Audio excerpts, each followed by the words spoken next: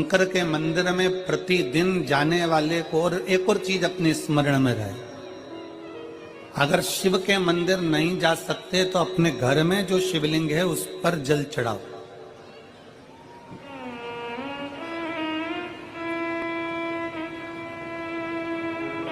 और यदि आप अपने शंकर के घर में शिवलिंग पर भी जल नहीं चढ़ा पा रहे हो तो किसी बेलपत्री का वृक्ष हो, उस वृक्ष के नीचे भी जल चढ़ाओ।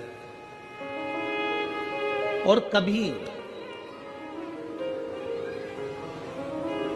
कभी मौका मिल जाए, कभी भगवान शंकर की बड़ी करुणा हो जाए, भगवान शंकर की बड़ी उदारता हो जाए, भगवान शंकर की बड़ी कृपा हो जाए, बड़ी कृपा हो जाए,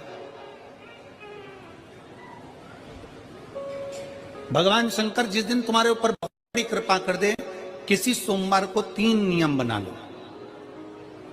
जिस दिन मेरा भोले बाबा तुम पर कृपा कर दे उस दिन सोमवार का एक नियम बनाओ कि महीने का एक सोमवार मुझे ऐसा करना है, 3 नियम धारण करना है महीने के सोमवार को।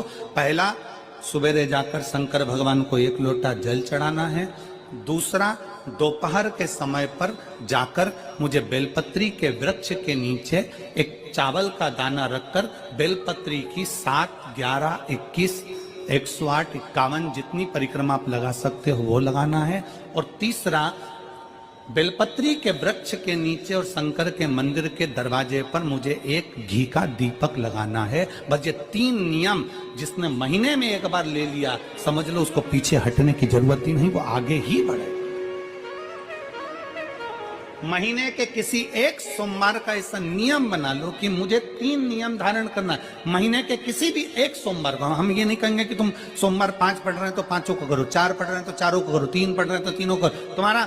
तुम तो महीने का एक सोमवार का नियम बना। और मेरी जीजियों से, मेरी बेटियों से जो विदेश में रह रही हैं, जो कहीं बाहर रह रही हैं, कहीं बड़े शहर में रह रही हैं, जो रोज मंदिर नहीं जा सकते, हर किसी महीने के एक सोमवार को भी ये नियम निर्धारण कर सकते, तो उनसे कहेंगे कि 3 महीने में एक सोमवार का नियम बना लो। 3 महीने में नहीं बना सकते तो 6 महीने में एक सोमवार का नियम बना लो। और 6 महीने में नहीं बना सकते तो 1 साल में एक सोमवार का ऐसा नियम बना लो कि मैं साल का एक सोमवार ऐसा रहूंगी कि सुबह सोमवार के दिन मंदिर में जाकर जल चढ़ाऊंगी, दोपहर में जाकर बाबा को एक अक्षत का दाना रखकर, अक्षत का मतलब है कि बाबा मेरी दिनों दिन उन्नति करना। बेलपत्री के वृक्ष के नीचे जो अक्षत रखा जाता है वो उन्नति के लिए रखा जाता है। शंकर के शिवलिंग पर जो अक्षत रखा जाता है वो रोग मुक्ति के लिए रखा जाता है। अशोक सुंदरी पर जो अक्षत रखा जाता है वो संतान प्राप्ति के लिए रखा जाता है। षडानंद कार्तिकेय की ओर जो अक्षत रखा जाता है वो हमारे बच्चों की सुख समृद्धि के लिए रखा जाता है। विनायक की ओर,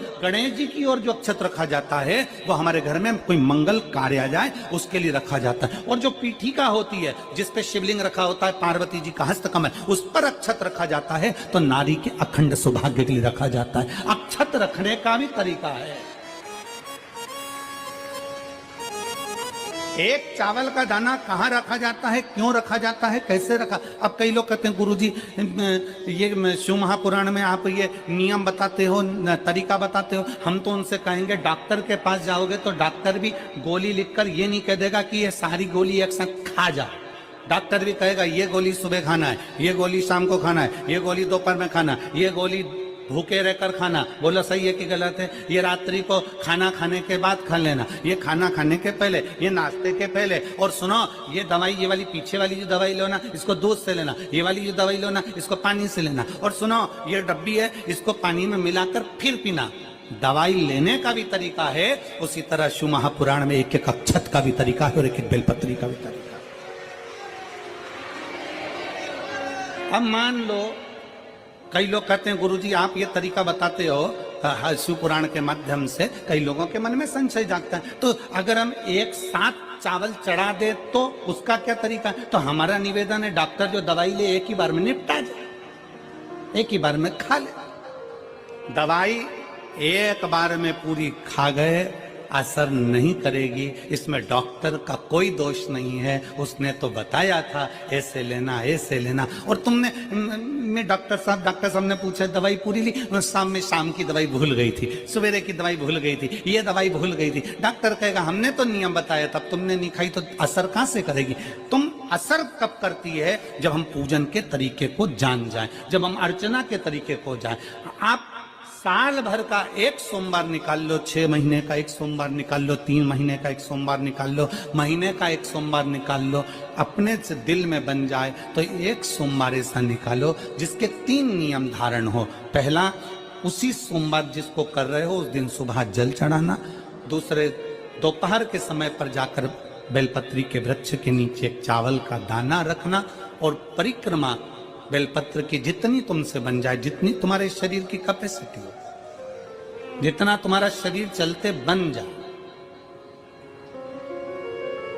हम तो ये भी नहीं कहते कि तुम भूखे रहकर भगवान का भजन करो, हम कभी नहीं कहते। हम तो यहां तक कहते हैं, हमारे पुष्टि मार्ग में यहां तक कहा गया कि वल्लभ कुल की एकादशी करो, भले बकरी जैसे चरो पर एकादशी करो।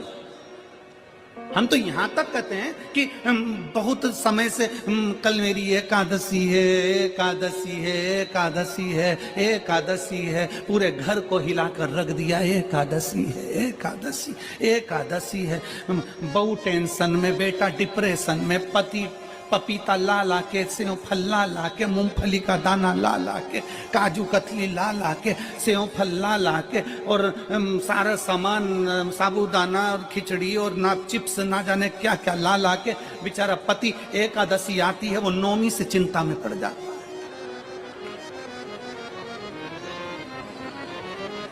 हम तो ये भी नहीं कहते कि तुम व्रत बहुत भारी करो, तुम व्रत उपास भी बहुत बहुत टेंशन वाला करो, ना ना ना।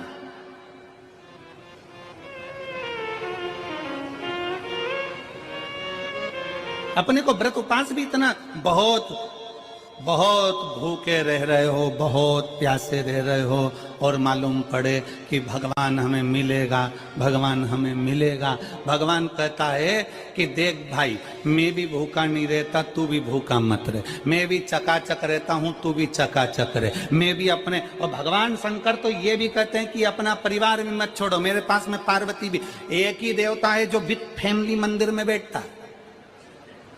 शंकर जी हैं तो पार्वती जी है, तो गणेश जी हैं, तो कार्तिकेय जी हैं, तो नंदी है, सब मंदिर के अंदर चाहिए। शंकर भगवान अपने पूरे परिवार के साथ। शंकर जी तो ये कहते हैं अकेले तुम क्यों रहते हो,